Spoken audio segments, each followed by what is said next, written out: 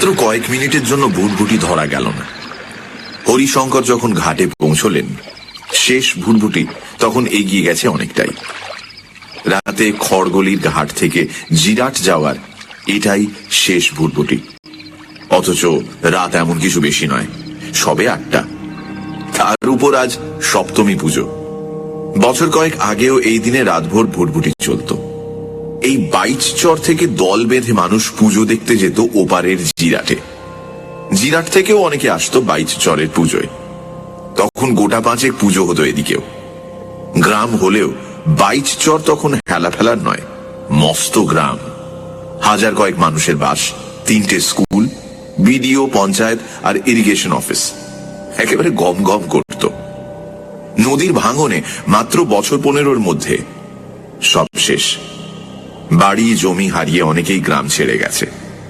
যারা আছে তারা দিন গুনছে যদি কোনোদিন মা গঙ্গা ফের মুখ তুলে তাকান সেই আশায়। এই খড়গলির ঘাটের কাছেও আগে বড় একটা পুজো হতো। এই সপ্তমীর রাতে তখন মানুষের ঢল।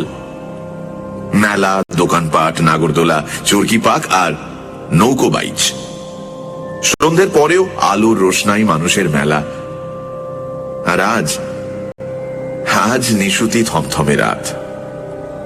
ঘাটের পাশে ছোট্ট একটা দোকান, মহামায়া স্টোর্স। একসময় বেশ বড় ছিল এই দোকান, পাওয়া যেত সবকিছুই। এখন টিম টিম করে টিকে আছে। শেষ ভুটভুটি ছেড়ে যেতে ঝাঁপ ফেলার তোড়জোড় করছিল বছর 15 বয়সের একটি ছেলে। হরিশঙ্করকে দেখে ভুরু কুঁচকে বলল, আরে জ্যাঠামশাই যে এই রাতে? হ্যাঁ রে ভাই, একটু জিরাট যাব। কিন্তু ভুটভুটি যে ছেড়ে গেল জ্যাঠামশাই। আর সে তো দেখছি, দেখিয়ে গিয়ে কোনো জেলে নৌকো পেয়ে যাব ঠিক। ছেলেটার নাম কিশোর। বিলক্ষণ চেনে গ্রামের এই প্রবীণ মানুষটিকে। বলল, এত রাতে একা নৌকোর খোঁজে যাবেন? চলুন তো, আমিও সঙ্গে যাব, চলুন। এই না না, এই সামনেই পরীক্ষা তোর, বাড়ি যা তো এবার, সময় নষ্ট করিস নে, যা। প্রায় হাঁ হাঁ করে উঠলেন হরিশঙ্কর। বড় ভালো ছেলে এই কিশোর। বাড়িতে বাবা অসুস্থ, মা ছেলে মিলে এই দোকানের উপর নির্ভর করে কোনো মতে টেনে চলেছে সংসার। সেই সাথে পড়াশোনাও। এবার উচ্চ মাধ্যমিক দেবে। হয়তো সেই সকালের পর পেটেও কিছু পড়েনি ছেলেটার। শহর কলকাতার ছেলেরা ভাবতেও পারবে না এসব। মানুষটার মুখের দিকে তাকিয়ে কিশোর আর কথা বাড়ালো না। কি ভেবে দোকানের এক কোণা থেকে হাত 2 লম্বা মোটা একটা লাঠি এগিয়ে দিয়ে বলল, এটা নিন তো, এটা রাখেন। হরিশঙ্কর এবার আর আপত্তি করলেন না, বরং খুশিই হলেন। রিটায়ার করেছেন আজ প্রায় 10 বছর। 70-এর কোঠায় বয়স হলেও দেখে বোঝার উপায় নেই। মনের জোরও অসাধারণ। এই শেষের ব্যাপারটা অবশ্য হরিশঙ্করের আজন্ম। খুব গরিব ঘরের মানুষ ছিলেন। এই কিশোর ছেলেটার মতোই মানুষ হয়েছিলেন খুব কষ্টের মধ্যে। তারপর স্ত্রী যখন মারা যায়, 2 ছেলে তখন একেবারেই নাবালক। কলকাতায় ভাড়া বাড়িতে থাকেন, দেখাশোনার কেউ নেই। বলা যায় 2 ছেলের কথা ভেবেই ফিরে এসেছিলেন বাইচচরের এই গ্রামের বাড়িতে। কষ্ট হলেও এই বাইচচর থেকেই কলকাতায় অফিস করেছেন। ফিরতে অনেক রাত হয়ে যেত। তবে তাতে ছেলেদের সমস্যা হয়নি। বাড়িতে কাজের মানুষ ছিল, আর ছিল হরনাথ। বড় ভালো মানুষ ছিলেন ওই হরনাথ। ছেলেবেলার বন্ধু, একই ক্লাসে পড়তেন। কেউ সামান্য টিফিন আনলেও 2 জন ভাগ করে খেতেন। সবাই বলতো হরিহর আত্মা। পড়া শেষ করে হরনাথ গ্রামের স্কুলেই মাস্টারি শুরু করেছিলেন। বিয়ে থা করেননি। 2 ছেলেকেই তিনি সঁপে দিয়েছিলেন তার হাতে। হরনাথ বিমুখ করেননি। হরিশঙ্করের 2 ছেলেই এখন সফটওয়্যার ইঞ্জিনিয়ার, বিদেশে বড় চাকরি করে। বাবাকেও নিয়ে যেতে চেয়েছিল, কিন্তু রাজি করাতে পারেনি। বরং রাত দুপুরে ছেলেরা যখন ফোনে বাবার খবর নিত, সামান্য বিরক্তই হতেন কখনো। আসলে 2 ছেলে বিদেশে চলে যাবার পরেও হরনাথের সাহচর্যে হরিশঙ্কর কখনো একাকিত্ব বোধ করেননি। 2 বন্ধু তখনও সেই আগের মতো, সেই হরিহর আত্মা। কিন্তু হঠাৎই শেষ হয়ে গেল সব। মর্মান্তিক এক ঘটনায় হঠাৎই মারা গেলেন হরনাথ। হরিশঙ্করের দুঃখ এই কারণে আরও যে সেই সময় তিনি দেশেও ছিলেন না। সেবার বড় ছেলে শিবশঙ্কর একরকম জোর করেই বাবাকে নিয়ে গিয়েছিল সঙ্গে। বলা হয়েছিল হরনাথকেও, কিন্তু রাজি করানো যায়নি। হরিশঙ্করের এখন মনে হয় ছেলের কথায় রাজি না হলে হরনাথ এভাবে হয়তো চলে যেত না। কথাটা ভুল নয় খুব। ছেলেদের কাছে মাসখানেক ছিলেন হরিশঙ্কর, তার মধ্যেই ঘটে গিয়েছিল মর্মান্তিক ব্যাপারটা। বন্ধু চলে যাবার পরে সময় কাটাতে হরনাথ সন্ধ্যের দিকে নবস্বাক্ষরদের এক স্কুলে পড়াতে যেতেন। মাইল 5 পথ, গঙ্গার পাড় ধরে সাইকেলে যাওয়া আসা করতেন। সেদিনও গিয়েছিলেন। রাতে ফেরার সময় অন্ধকারে বুঝতে পারেননি খানিক আগে কখন পাড় ভেঙে সেই পথ হারিয়ে গেছে নদীতে। বেশ জোরেই আসছিলেন। সাইকেল নিয়ে যদি জলে গিয়ে পড়তেন বেঁচে যেতেন হয়তো, কিন্তু শূন্যে ছিটকে উঠে মাথা ঠুকে গিয়েছিল সামনে ভাঙনকুলের শক্ত মাটিতে। ঘাড় ভেঙে তৎক্ষণাৎ মৃত্যু। হরনাথের ওই হঠাৎ মৃত্যুর পরে বড্ড একা হয়ে গিয়েছিলেন হরিশঙ্কর। নইলে আজ এভাবে একা পথে বেরোতে হয় না। কবি গানের টানে এভাবে কতদিন রাত বিরেতে দুজন পাড়ি জমিয়েছে গ্রামের পথে। দিব্যি গল্পে মজে কোথা দিয়ে পেরিয়ে গেছে সময়। আসলে সেই ছেলেবেলা থেকে দুজনেরই কবি গানের দিকে টান। কোথাও কবি গানের আসর বসেছে, খবর পেলেই ছুটতেন। হরনাথ তো এসব নিয়ে খানিকটা ভাবনা চিন্তাও করতেন। আসরে দুই কবিয়ালের চাপানুতরে সামান্য খুঁত হলেই বন্ধুকে বলতেন, এটা ঠিক হলো না রে হরি। তবে তরজা বা খেউড় নয়, ওদের পছন্দ ছিল মালসী আর সখী সংবাদ। সিনেমা টিভির জাঁতা কলে পড়ে বাংলার এসব ক্লাসিক জিনিস আজ হারিয়েই গেছে প্রায়। তেমন উঁচু দরের কবিয়ালও আর নেই। তবু এই গ্রামের দিকে এখনো টিম টিম করে টিকে আছে কোনো মতে। তাই কোথাও কবি গান হচ্ছে খবর পেলে দুই বন্ধু যত দূরেই হোক ছুটতেন। অন্যথা হয়নি আজও। তবে জিরাটের ওদিকে আজ যে কবি গানের আসর, তা আগে থেকে জানতে পারেননি হরিশঙ্কর। আসলে হরনাথের মৃত্যু বড় একটা ধাক্কা দিয়ে গেছে তাকে।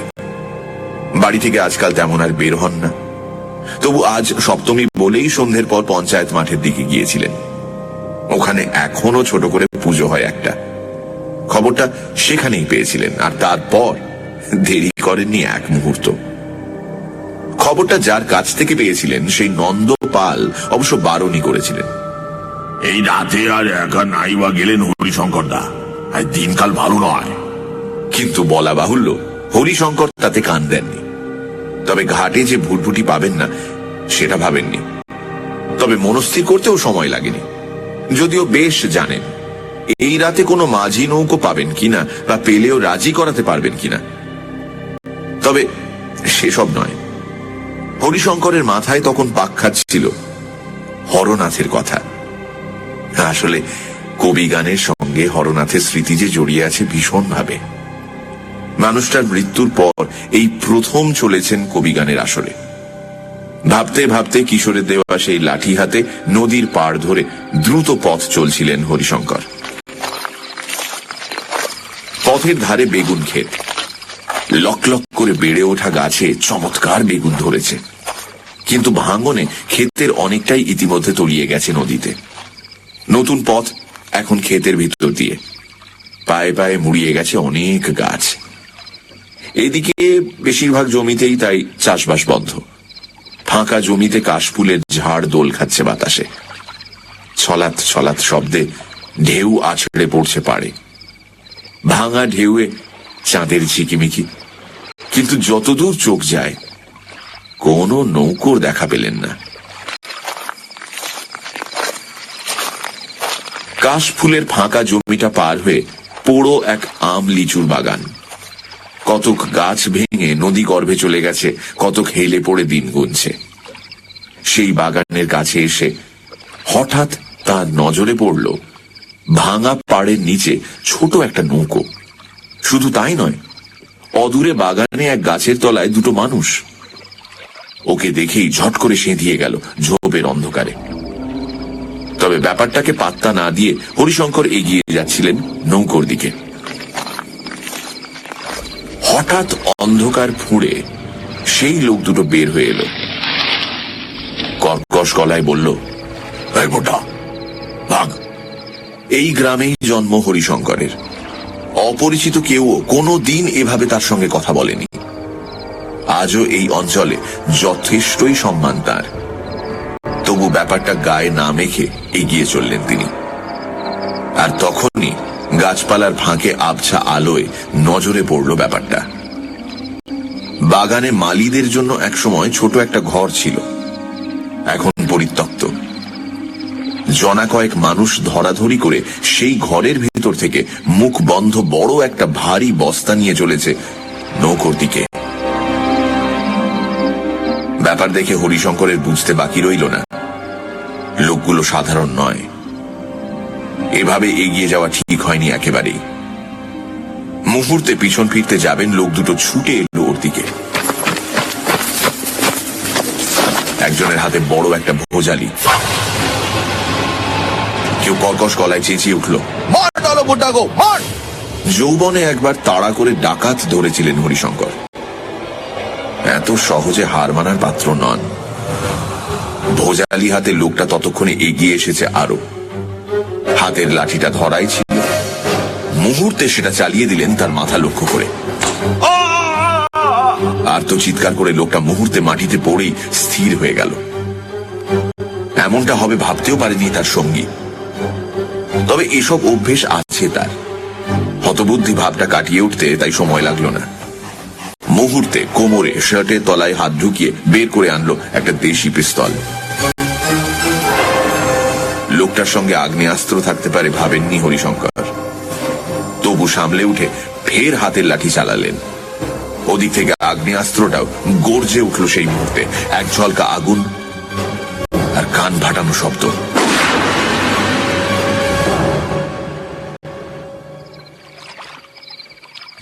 জ্ঞান হারিয়ে ফেলেছিলেন হরিশঙ্কর, তবে সেটা বোধহয় মুহূর্তের জন্য। চোখ মেলেই বুঝলেন পড়ে আছেন মাটিতে। পাশে একটা মানুষ, বয়স প্রায় তারই কাছাকাছি, তবে অন্ধকারে মুখটা দেখতে পেলেন না। মুহূর্তে ধড়মড়িয়ে উঠে বসে চারপাশে তাকালেন। সেই লোক দুটোকে দেখতে পেলেন না কোথাও। মাটিতে চাপ চাপ রক্তের দাগ শুধু। মাটিতে চাপ চাপ রক্তের দাগ শুধু। হাঁ করে তাকিয়ে আছেন। পাশের লোকটা বলল, সাবাস মশাই, লাঠির দুই গায়ে সন্ধ্যা দুটোকে শেষ করে দিলেন। এলেম আছে বটে, কিন্তু কিন্তু কোথায় তারা? এর মধ্যেই সরে পড়ল। অবাক হয়ে বললেন হরিশঙ্কর। কি দরকার মশাই অত খোঁজে? তাকে চলুন তো সরে পড়ি, এরপর থানা পুলিশ হবে মেলা ঝামেলা। যুক্তি মন্দ নয়, এই বয়সে এসব হ্যাপায় না থাকাই ভালো। চটপট উঠে পড়লেন তিনি। পাশে লোকটা বলল, চলুন বাড়িতে পৌঁছে দিয়ে আসি। শরীরটা ফের ঝরঝরে হয়ে উঠেছে, তবু লোকটার কথা ফেলতে পারলেন না। যা কাণ্ড হলো, এরপর আর ঝুঁকি না নেওয়াই ভালো। বললেন, তাই চলুন, কিন্তু আপনাকে যে ঠিক চিনতে পারলাম না। এদিকে নতুন বুঝি? লোকটা সেই কথা জবাব না দিয়ে দ্রুত পথ চলতে লাগলো। তাল দিতে না পেরে একটু পিছিয়ে পড়েছিল হরিশঙ্কর। হঠাৎ একটা ব্যাপার ঘটল। নদীর পাড় ধরে সরু পায়ে চলা পথ। সামনের মানুষটা দ্রুত এগিয়ে চলেছেন। আবছা চাঁদের আলোয় হরিশঙ্করের নজরে পড়ল সামনে মানুষটা যেখান দিয়ে চলেছেন সেখানে বড় একটা ফাটল। সাবধান করতে যাবেন, ফাটলটা আরো হাঁ হয়ে গেল। দুলে উঠল মাটি। বিশাল চাঙড়টা ভেঙে পড়বে এক্ষুনি। ছুটে গিয়ে হরিশঙ্কর যখন তাকে টেনে আনলেন, তার প্রায় সঙ্গে সঙ্গেই বিশাল চাঙড়টা হুড়মুড় করে ভেঙে পড়ল নদীতে।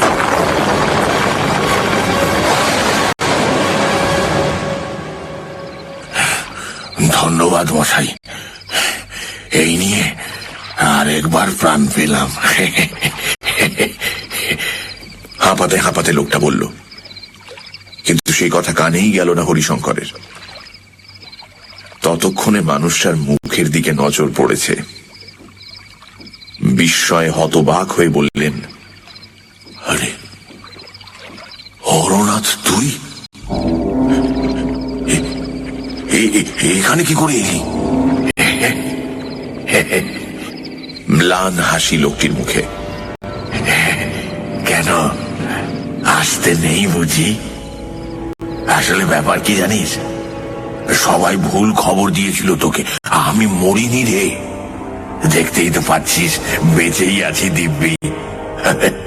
অবশ্য আজ এইভাবে তুই না বাঁচালে অন্যরকম হয়ে যেত।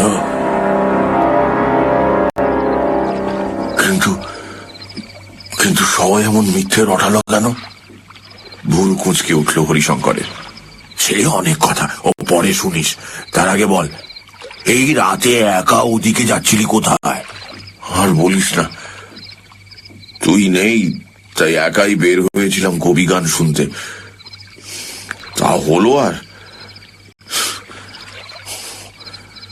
হরনাথ। খুশিতে দু চোখ জল জল করে উঠল হরিশঙ্করের। কবি গান? আনন্দে দু চোখ নেচে উঠল হরনাথেরও। কোথায় রে? জিরাটের ওদিকে, ষষ্ঠীতলার। তাহলে চল যাই। হরিশঙ্করের কথা কেড়ে নিয়ে হরনাথ বললেন, কতদিন যে দুজন একসাথে কবি গান দেখিনি। কিন্তু যাব কি করে? শেষ ভুটভুটি চলে গেছে। এতক্ষণ খুঁজে একটা নৌকো তো পেলাম না। কি দরকার নৌকোর? হরিশঙ্করের কথা প্রায় তুড়ি মেরে উড়িয়ে দিলেন হরনাথ। চল হেঁটেই পার হয়ে যায়।